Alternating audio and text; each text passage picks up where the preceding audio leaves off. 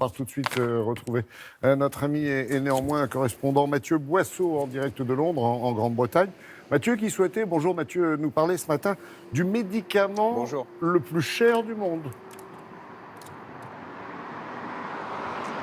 Exactement, ce médicament s'appelle le Zolgensma, il est disponible depuis 2 ans et il doit permettre de soigner une maladie extrêmement rare et très grave pour les enfants.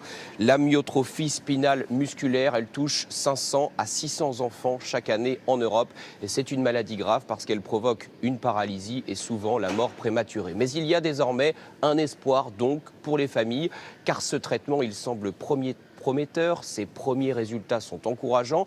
Des parents ont expliqué que les enfants avaient pu recommencer à se mouvoir. C'est en fait une thérapie génique. Elle consiste donc à faire entrer des gènes dans les cellules.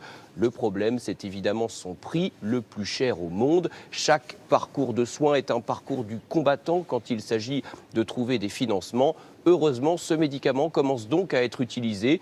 L'Union européenne l'a autorisé et au Royaume-Uni, ici, un petit garçon est devenu le premier bénéficiaire. Charline Madini nous raconte ce pas de géant, peut-être, pour les enfants malades.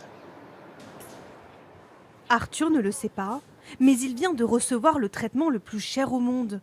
2 millions d'euros la dose, le prix de l'espoir pour le sauver. Ce petit garçon de 5 mois souffre d'une amyotrophie spinale, une maladie rare touchant les muscles.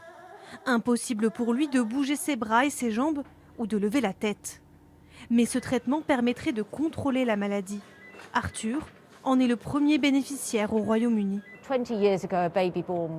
Il y a 20 ans, un bébé qui naissait avec la forme la plus grave de la maladie avait une espérance de vie très réduite. Maintenant, nous pouvons offrir une alternative à ces enfants.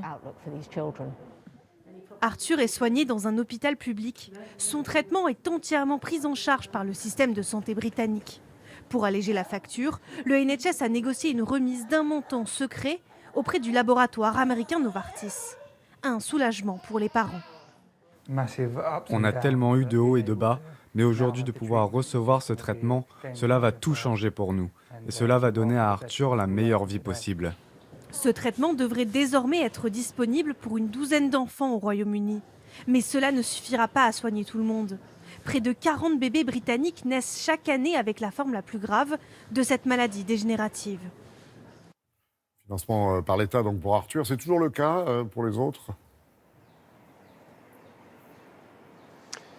Eh bien non, et pour les autorités de santé à travers le monde, c'est une question terrible qui se pose. Faut-il dépenser sans compter, déployer tous les moyens financiers pour tenter de sauver un enfant, alors que l'efficacité de ce médicament n'a pas été entièrement démontrée? Il s'agit pour l'instant de résultats provisoire. Alors, dans certains pays, comme en Belgique ou en Serbie, ce sont les familles et les associations qui ont financé elles-mêmes ce traitement grâce à des collectes de dons et donc à la solidarité.